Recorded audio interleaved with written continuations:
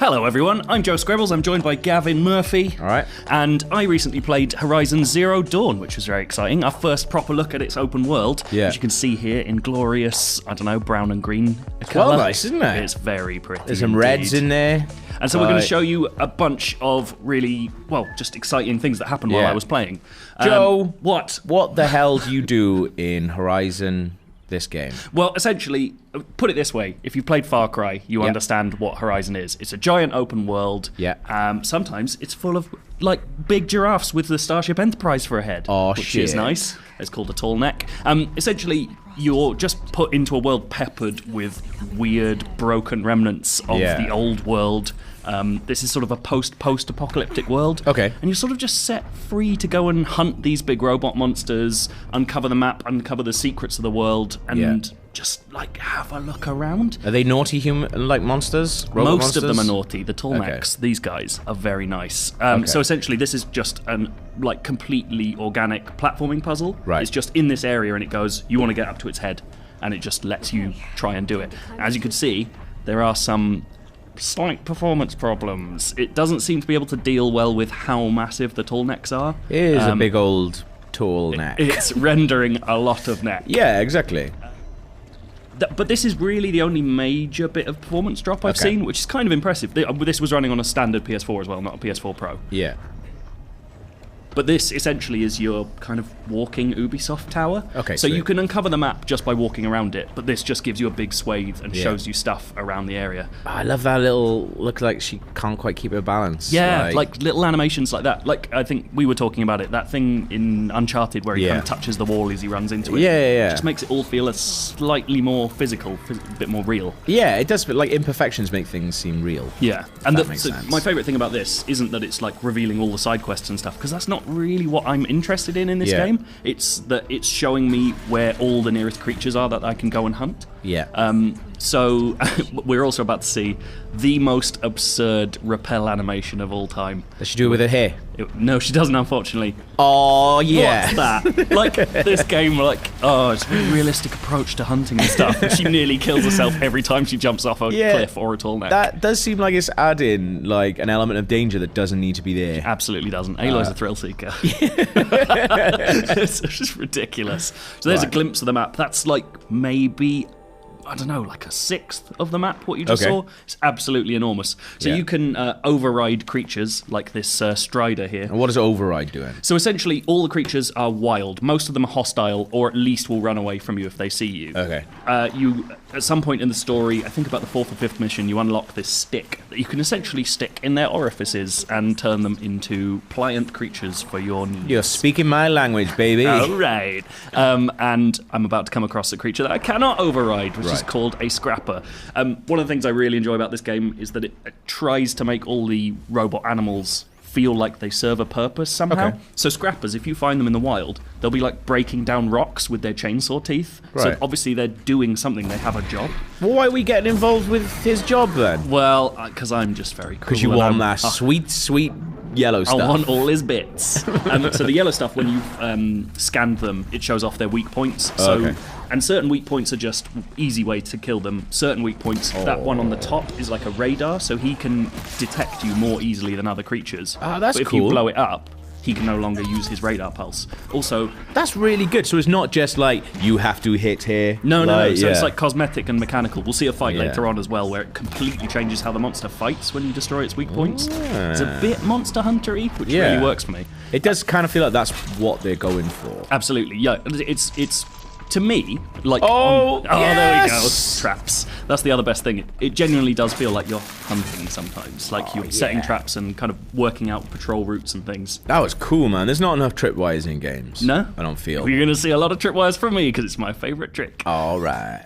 So this is a sort of story section. Okay. The story for me is kind of the least interesting part of the game at the moment. From Yeah. what I've played, I feel like I know exactly where it's going. You start off, Aloy, you start off as her as a child. Right. She's been outcast from a tribe, the Nora. Because she's a renegade. She's not, because she was a renegade baby. Yeah. She That just baby crawled plays too by fast. its own rules, baby. It wears a bandana. Okay. And she, essentially, you play, the tutorial is her growing up and learning how to hunt. Okay. And then eventually she does this thing called the proving, where she's allowed back in the tribe because she's such a good hunter. Yeah. It's also because she's got this little mechanical device that no one else has, which is basically a futuristic smartphone that she found in a ruin. They're like, just get her in. She's got that. She's thing. great. Yeah. But so the story is essentially, from side quests wise, Yeah. it's kind of all I've really seen are fetch quests. They're not that exciting. Okay. The story itself takes you around the first main area, and this is your kind of first steps outside of the Nora tribe, like, region. Right, okay. Which is where the environments start changing. So really the story is an excuse to get you out and into the open world. Okay. There's promises of like deserts and huge forests and ruins. Really? Like, as you've already seen, we were in like the ruins of a human city. Yeah. But it seems like the implication is we might be somewhere, like this might be somewhere in the real world. You might eventually recognize where you are. Do you think? Yeah, there was, like, the developers were starting to talk about that, which is quite Yeah. exciting. That is good. Aside from the story, Yes. you've also got things like this. These are the challenge trials, which you'll find dotted around. Yeah. They are what they sound like. It's essentially you're given a quick thing to do, and you have to do it as quickly as possible. So once I jump down this rope, Yeah. I have to remove canisters, which are another weak point, from grazers, which are sort of the game's like deer. Okay. I've got to get 10 of them and then get back here. It's really pretty, isn't it? It's unbelievable. Like, there are bits where, like that fog and stuff. There's just Yeah. little attention to detail. There you go. This tall grass Yeah. usually is just looks nice, but at night time it goes all bioluminescent with fireflies, so you know where it is. I So do you can- love me some bioluminescence. All right. What you're going to see here is me completely failing to hunt well for quite a while. But then you redeem yourself. I will so eventually it's redeem fine. myself. Yeah, yeah. But this shows off a really nice feature. One of my favourite things about this game, that was terrible, is Get him in the face. the herds, all the robots, because they're designed to work together. So, like, these are digging, by the way. Yeah. They serve a purpose. The Watchers, which are these lizardy guys at the background, are kind of the most populous, evil, like, will attack you on sight Right, things. okay. The one that we just twatted in the face. Yes, indeed. Sweet. They all work together. Okay. So they've got like symbiotic herds. So if those scrappers that you saw earlier were in this herd, Yeah. I would have to stay further back so it didn't radar pulse me. Ah, yes. Whereas Watchers will skirt around the edges of a herd, and if Oh. they see you, the herd will all run away together because it alerts them. Damn. and so you can really mess things up then. Exactly. So you'll see in a bit, I actually managed to do something cool because the Okay. grazers all want to stick together in a pack. Right. So around here, I'm setting up a tripwire. Okay. And I can see the herd nestled over there. They know I'm here, and they Yeah. want to stay away from me. So yeah. here, I'm running round the side of them, Yeah. and I want them to run into my tripwire. So you can yes. just mess with how these creatures work and all their relationships to each other. That's so smart. And there we go. I've got one with my tripwire. He's now really easy. And my terrible bow skills don't need to be used anymore. I've got a perfectly stationary little grazer to get. That's really good. It's- So it it's feels like super Far smart. Cry in the sense of like you can approach missions and little things in very, very different ways then. Yes, but I think the kind of actual moment-to-moment combat stuff Yeah. is quite a lot more interesting. Yeah. This feels to me like, at the moment, kind of like what Far Cry Primal should have been. Right, okay. And now, as we're talking about Far Cry, these are bandit camps. These are exactly the same things as Yeah. Far Cry since Far Cry 3. You've got outposts, you kill everyone in them, then that place becomes like a safe settlement. Oh! Humans That guy didn't have a clue what was going on then. So human fighting, which we've never seen before, by the way, Yeah. is kind of more interesting because they act slightly smarter. Yeah. So if they see you putting up traps, they'll Yeah. try not to go near you. Like a because human would. Like a human would. That said, if you enrage them, sometimes here we go, they here we do go. this. I love his little like American football juke. Yeah. He's just like. He's like, I see it, but I can't control myself. This is me using a rattler, by the way. So Okay. this is sort of a spear machine gun. Oh, yeah.